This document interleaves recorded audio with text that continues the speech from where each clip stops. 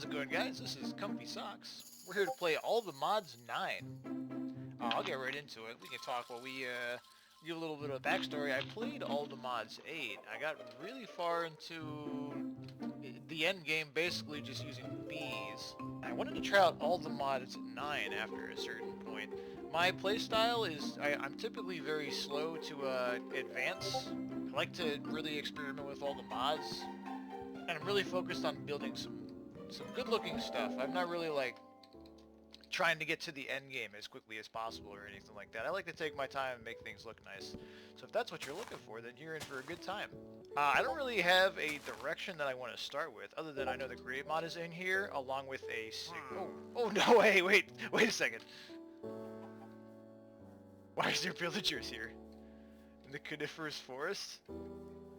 I don't really have a direction that I want to start with, other than I know the Create mod is in here, and I really want to dabble with Create and do a lot of fun things with trains. I know trains are always... everybody loves some trains. Me included. So we're definitely going to be dipping into a lot of that for our automation. And we'll just kind of see where it takes us. We're going to play around with a lot of the different mods. There's also a magic mod in here, I know. And you have to put chalk down for rituals. At least there was in All the Mods 8. I don't know if it's in All the Mods 9, but we'll find out. I'm gonna kind of get started, gather up all the resources. Oh, there's an encampment. Oh, that's probably where the pillagers came from. Yeah, that makes a lot of sense. You think I can get that chest? Oh, no, I'm playing on hard. He's gonna kick my butt. No, that ain't happening. Oh, but there's... Oh, there's... So, this is much better than... Okay, I tried to, Oh, hello.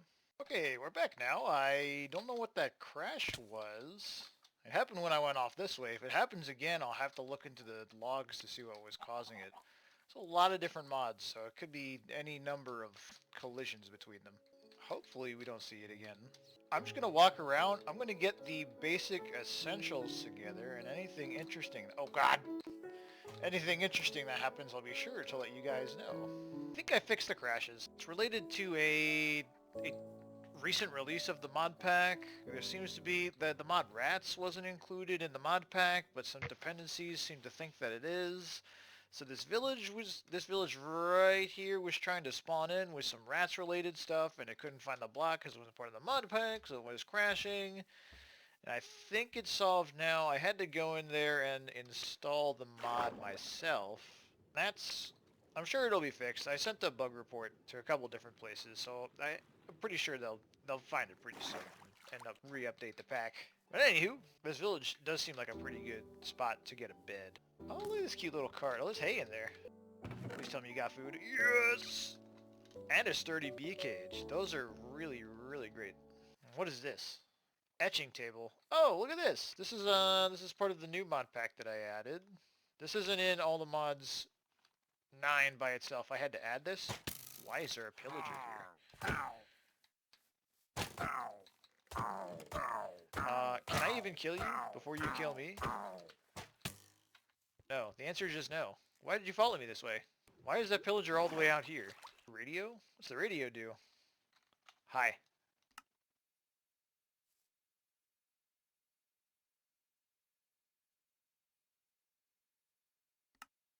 You know, we'll look into that. Sturdy bee cage. Bread. Oh, the sturdy bee cages are so great. Decreases the trading prices of villagers? Well, that seems like a pretty good thing. We'll come up here and steal a bed so I can sleep. What? Those rats don't look wild to me, man. Are you just a wandering trader? Upgrade combiner? What the heck? Rat upgrade battle god. What a battle god rat? That sounds amazing. This guy sells all sorts of stuff. Well, tell you what. Here's a good spot. I'm going to go ahead and get all of the materials ready for a little starter shack, see what we can come up with, and I'll meet you guys when we're ready to start building.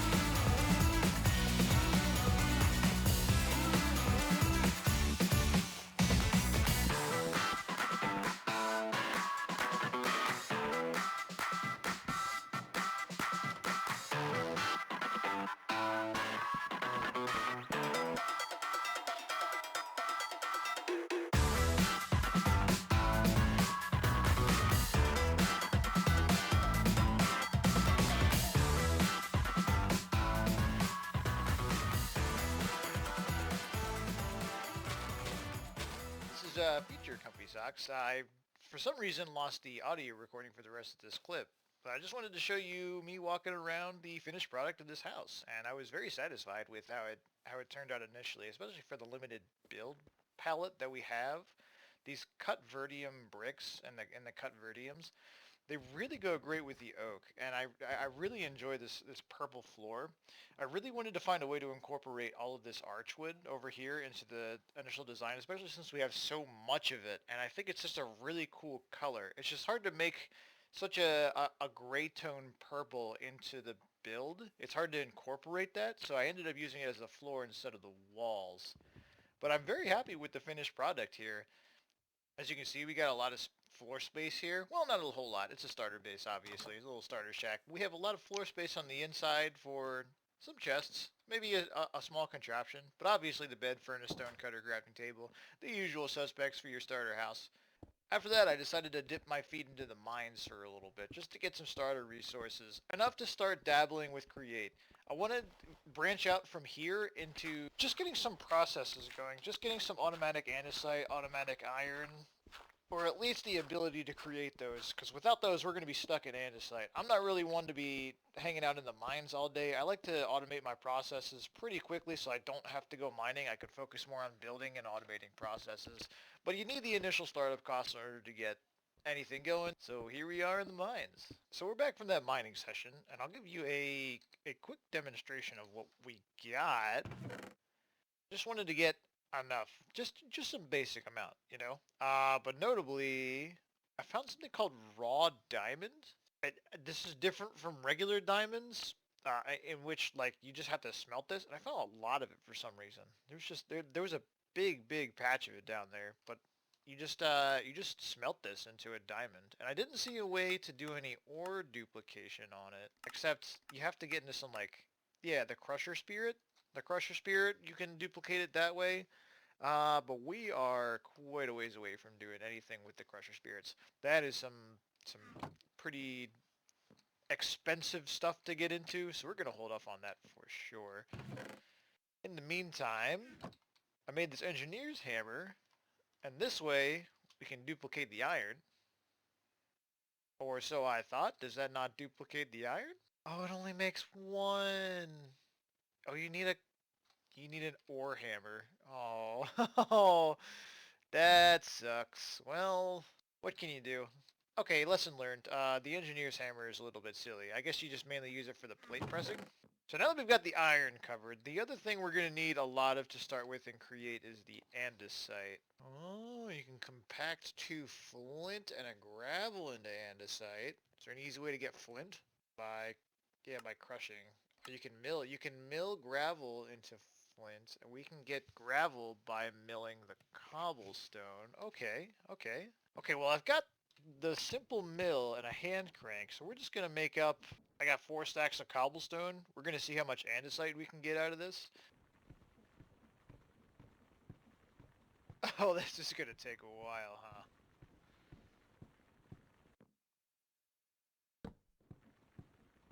Ah, there we go. Now we're cooking.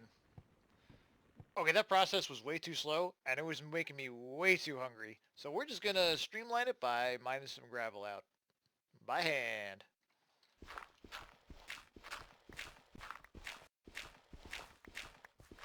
With what andesite we do have, I'm gonna go ahead and make a couple large water wheels. I shouldn't have to make too many of these just to get the process up and running. This spot to the right of our house seems like it'd be a nice cozy fit for some water wheels.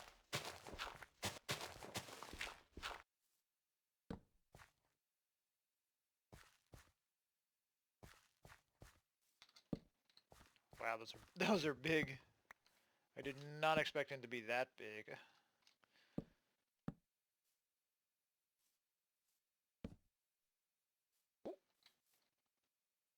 That's not... I didn't know you could do that.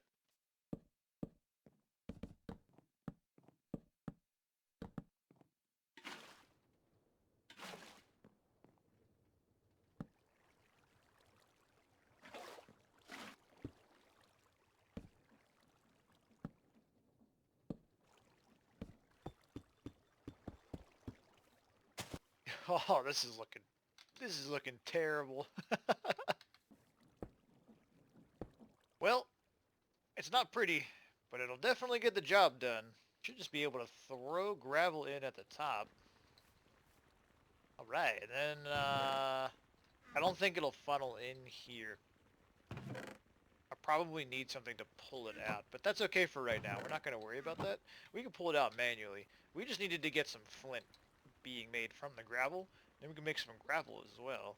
And that's going to help us get a lot more of that andesite that we need. So we are well on our way to being able to automate this process. Okay, and around back of the shack, I know there was a lava pit. Yeah, a little lava puddle. I'm gonna snag that real quick. This little shack over here needs some work. My starter house wasn't looking too great, but this thing is yikes.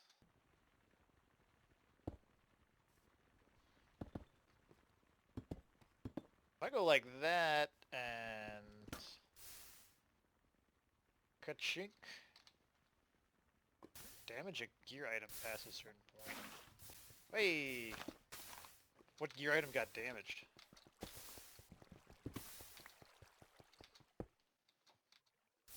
Here.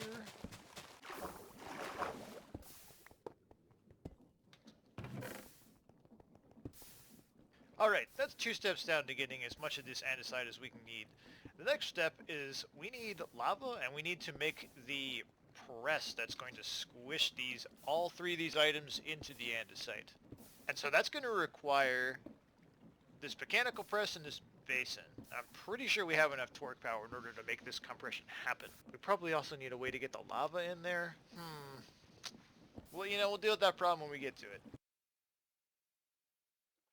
We should just be able to attach it onto here. Get out of here, seeds. How much magma do I need for this process? Okay, so each bucket will get me just about 10. And I definitely hit a pool downstairs. There was a magma pool downstairs that I ran into while I was mining, so I can just scoop a bunch from there. No point in wasting this stuff. And the conversion is 2 flint, 1 gravel. Should have 2 stacks of gravel ready to go. Yeah, perfect. So if I just do... What are you doing? Stop! No! What's happening? What did you just compress these into? I don't want blocks of flint. Does this work?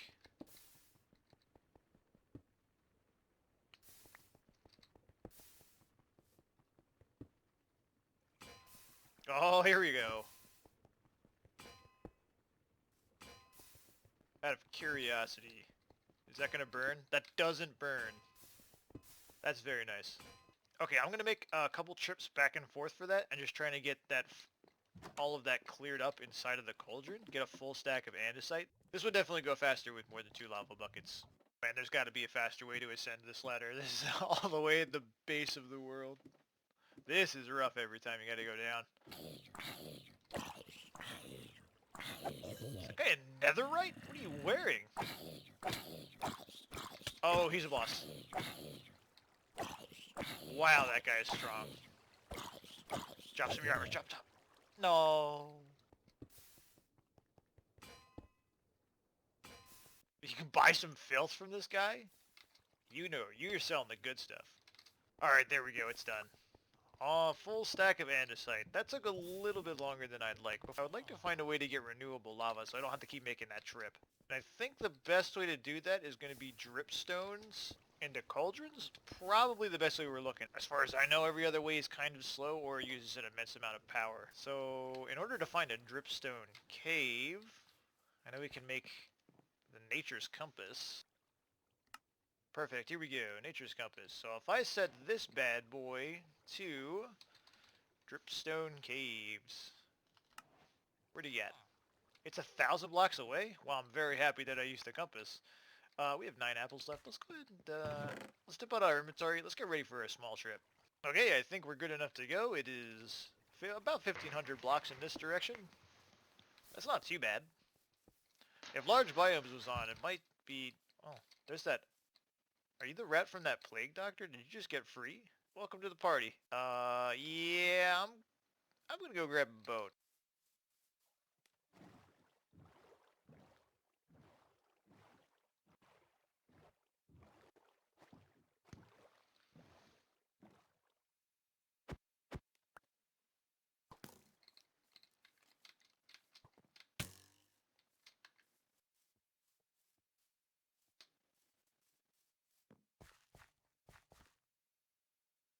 Okay, well we've arrived at the place supposedly.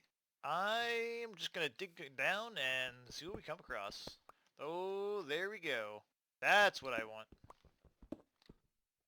So let's work our way down. Just nab a bunch of this stuff.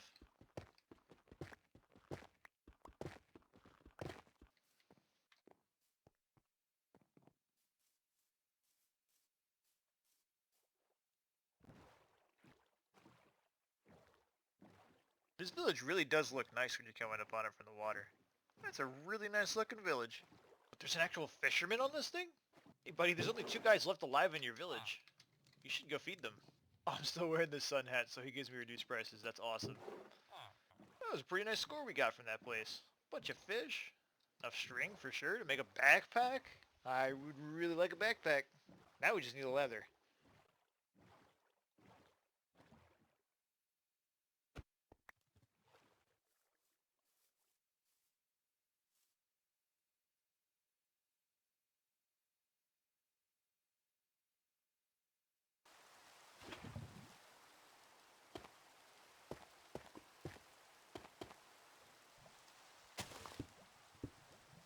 Okay, well I went ahead and I made the lava farm. It only has 2 cauldrons. That's the iron I could really spare for this. Why are you dripping with water? I didn't put water in there. What are you doing? That's very strange. Maybe that's from the rain? That's interesting. I didn't know it did that. But these are going to slowly fill up with lava, and then as I get more cauldrons, of course, I'm going to add more cauldrons to that, and also fill it up with lava. But that pretty much does it for our andesite production. It's very, very slow, but at least the resources to make it are being generated. It's going to be a while before we can... Hi. It's going to be a while before we can auto-craft it. I need a lot more resources for that for sure. But just getting the base materials all made, that's a pretty significant start. And I know I was talking about the iron farms earlier, but honestly, if I could just get a wall of mechanical drills from Create, I think that would be just as good, if not better, because you're getting a whole lot of other resources on top of it. Maybe we'll make 25 drills. We'll make 25 drills and a little contraption that can dig itself. In case anybody was curious, when you're chopping trees with Create, I figured this little tip out from Mr. Beardstone. He's a YouTuber. But in case anybody is not aware, you can just put a mechanical saw with the hand crank on the base of the tree, and this will let you chop the entire tree. As long as it's a single block at the bottom, you can just chop it all like that. It doesn't quite work with these Ars Nouveau trees, but it gets most of the blocks done. There's a lot of time. Okay, well it has been quite some time since I last turned on the camera. I wasn't happy with the progress that I left you guys with, so I went and I did a whole bunch more stuff just to try and get out of the really basic starter kind of stuff. I'll take you on a tour outside. I built a lot of stuff out there. But just to give you an idea, I made this experience drain that will drain me of experience and put it in a spout. And unfortunately, I can't just put it into a bucket that way. For some reason, you can't just... I'll show you real quick. You can't just bucket on the disenchanter with liquid XP in there. I know it doesn't have a full bucket in there, but even when it does, I'll just show you real quick. Never mind, I won't, because I don't have enough EXP. Well, you're just going to take my word for it that you can't bucket the liquid experience out of this because there is no item recipe for liquid experience in a bucket. You have to put glass bottles in here. Oh, whoops. You have to put glass bottles onto this thing to make the bottles of enchanting. And see, look how it says liquid experience at the top. So you get your bottles, and you put them in here, and it converts it into XP juice. And there is a recipe for XP juice in the bucket, so you can get liquid XP that way. It's kind of a roundabout method, and the reason that I did that is because if you look up chicken feed requires some kind of liquid XP, and XP juice was the only thing early game that I could really get into. All the other ones are quite a bit more roundabout. They required a lot more technology and materials that I don't have. This was just the path of least resistance. And then I quickly realized that you can't make a cotton swab of iron golems. There's an iron golem over in the village here, over in here. He's in like this is like a little prison area, a little jailhouse, and for some reason, like there's an iron golem that's just kind of trapped in there. So I went to go cotton swab him, and it just doesn't work. You can't cotton swab the iron golems. So I had to give up that method of getting iron, and we went to a much more bare bones approach, but we still have the option to get some GM chicken feed. I was looking for cave creepers for a while too. I really wanted to find cave creepers because they drop diamonds and emeralds, and of course iron and gold. Like those guys are a gold mine of items, but I just couldn't find one. I searched for maybe like 3 hours. I don't know if I was looking in the wrong biome or if there's something more tricky into spawning them or if I just got unlucky. But I just searched for a while. I couldn't find it. So I eventually gave up on that. And I'll show you the bare bones approach. But you guys that are create veterans probably already guessed what I did. But anyway, as I said earlier, the 3 ingredients that we need for andesite is going to be iron nuggets, lava, and gravel. It took me a while to build up enough iron to do this because I didn't want to go into that cave exclusively and just go caving for iron, and that was a mistake because getting this much iron just by washing iron nuggets took a long time. But we have it now. We do have an infinite source of lava, so that's nice. This is a contraption that I built in order to go mining. It's just a 5x5 wall of drills on a contraption. It's very, very bare bones, and it needs a little bit of an overhaul because it's got some problems to it, but it's a nice little starter thing. And basically it just lays track in front of it with a redstone torch right there and just mines continuously. And so we got a nice amount of, I mean, you can probably guess what level I was mostly mining at, but we got a nice amount of building blocks and resources in order to start building up some stuff. So I'll probably start trying to come up with a design for something as well. But I'd like to get at least one other kind of block to counter it. I don't want to build with just deep slate. I want to get like a wood type or something in there, something to complement the deep slate, make the build a little bit more interesting. So I have to grind up materials. We'll do that later. But for right now, it's good to know that we have a bunch of deep slate. And there's a press over here for making the sheets, so I don't have to use the hammer anymore. And then this big thing is it's a little bit unsafe right now. But there's a zombie spawner in there. Let me see if I can get you guys a good... There it is. Okay. So I use the technique in Create the same way you make contraptions like that. I just made a contraption that's a minecart stuck with this thing on the top from where I was mining, and I just brought it outside. I don't know why it's not spawning anything right now. Maybe I'm not close enough. I'm not sure. But it was working earlier, and I just made this mob masher right here with the materials that I got while mining. Oh, there we go.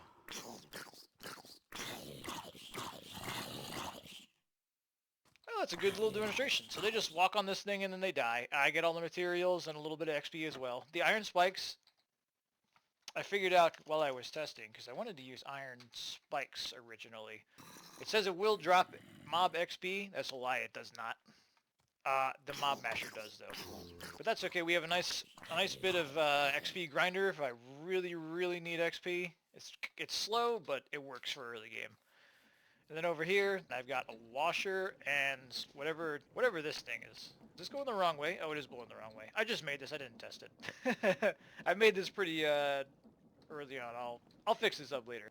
Basically, what I've been doing to get iron is my cobble generator. I've been thrusting it inside of the millstones to get the gravel, and then taking the gravel over to the washer, and then washing it for iron nuggets. And that's how I've been getting iron so far. And it's really, really slow, and it's not at all good.